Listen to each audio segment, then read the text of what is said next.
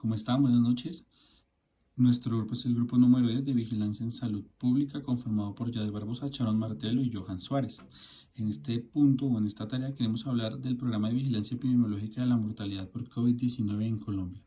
Primero, es un tema que abarca gran importancia para el país y aunque no fuimos protagonistas, nos llama la atención de gran manera. Como tal, pues como se ha entendido para gran parte de la población, el COVID-19 es una pandemia que inició en diciembre del 2019 en Wuhan, China, y que se extendió a más de 258 países.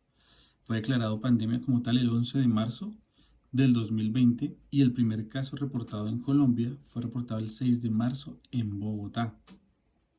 Actualmente tiene más de 45.5 millones de casos confirmados, más de 1.1 millón de muertes confirmadas, siendo la región más afectada las Américas, donde la tasa de mortalidad es superior a 636.000 personas.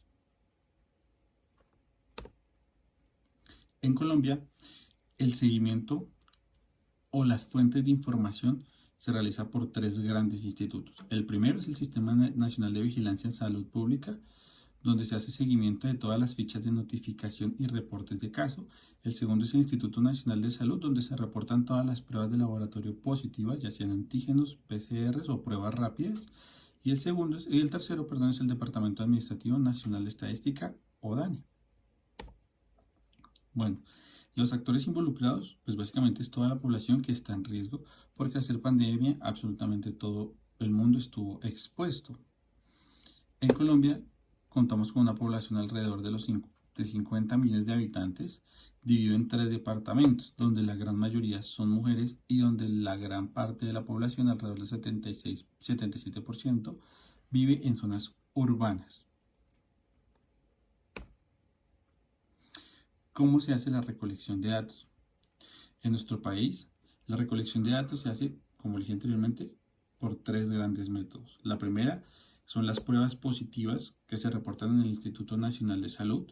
La segunda son las fichas de notificación 346, donde se reportan casos probables, sospechosos o confirmados de COVID-19 al CIVIGILA. Y la tercera, que no es tan exacta, son los pacientes sintomáticos respiratorios que consultan a una institución prestadora de salud y ésta tiene el deber de informar a la entidad prestadora de salud o EPS para hacer un seguimiento activo, constante, a ese caso sospechoso y evitar la propagación. Hay un análisis de supervivencia, un estudio tipo corte retrospectivo a nivel nacional de casos confirmados de COVID-19 en Colombia que se realizó del 2 de marzo al 26 de octubre del 2020. Este estudio se basó en los datos individuales del CIVIGILA y del Instituto Nacional de Salud según los resultados del laboratorio y evidenció grandes hallazgos o importantes hallazgos mejor.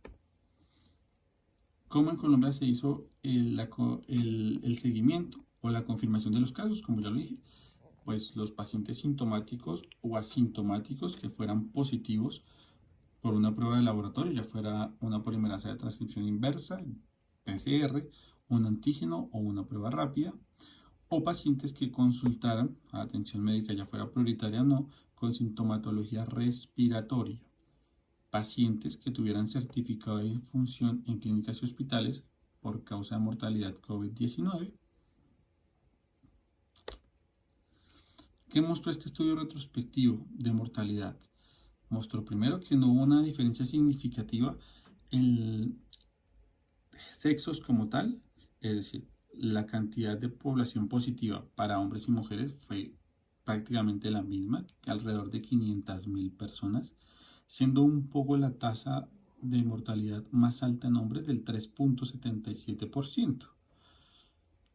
Por edades, el grupo etario más afectado fueron los adultos mayores, donde su tasa de mortalidad es del 15%. Y los estratos socioeconómicos más afectados fueron los estratos 1 y 2, donde su tasa de mortalidad fue alrededor del 4.5%. Respecto a los datos obtenidos, ¿qué podemos evaluar de este programa de vigilancia? Bueno, lo primero es que el gobierno nacional y el gobierno local, como alcaldías, trataron de hacer un desempeño importante evitando la propagación del virus.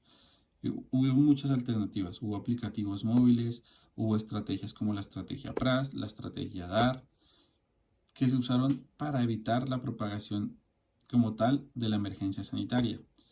Claramente, pues tuvimos 3 picos, no hubo como tal gran evidencia, pero fueron muy útiles. Y pues la más importante o la que más se destacó a nuestro criterio fue la estrategia PRAS.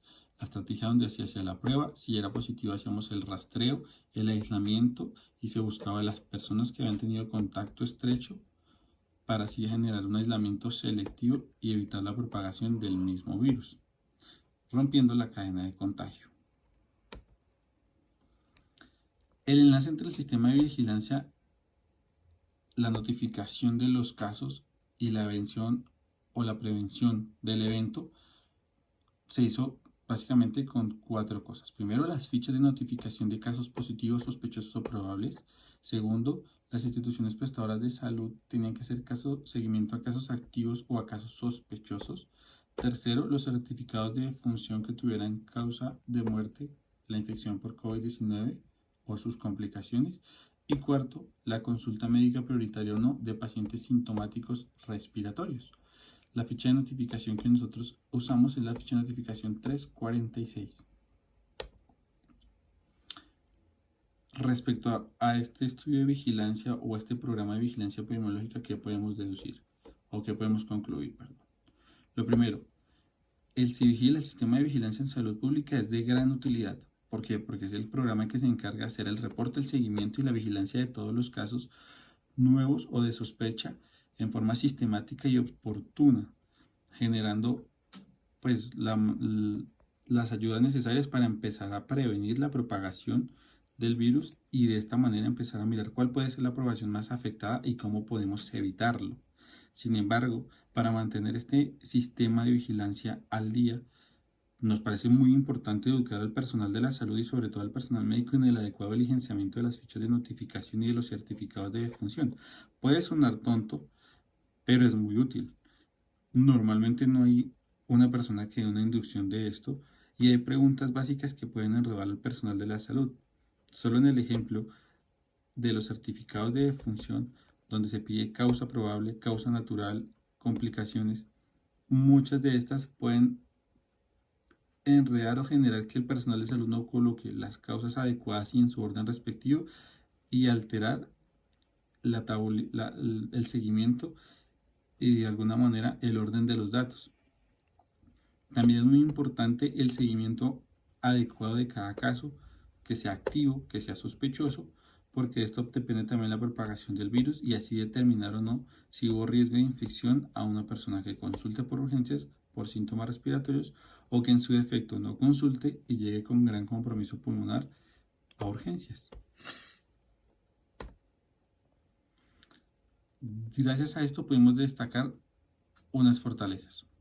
Gracias a los sistemas de vigilancia en este país, pues tenemos la información actualizada por las semanas epidemiológicas. Estas bases de datos de información nos generan nos generan información detallada de cada departamento, de cada municipio, según edad, sexo, y de esto podemos definir caminos a manejar, prevenciones a tratar y demás. Y en mi opinión, las debilidades que tenemos, que son la recolección de la información, la gestión de la información y el acceso o no a estas bases de datos, son fortalezas, son debilidades que se pueden arreglar realizando educación, sistematización del ingreso a la información y agilización en el acceso, distribución y entrega de las fichas epidemiológicas. Nuestra bibliografía, muchas gracias.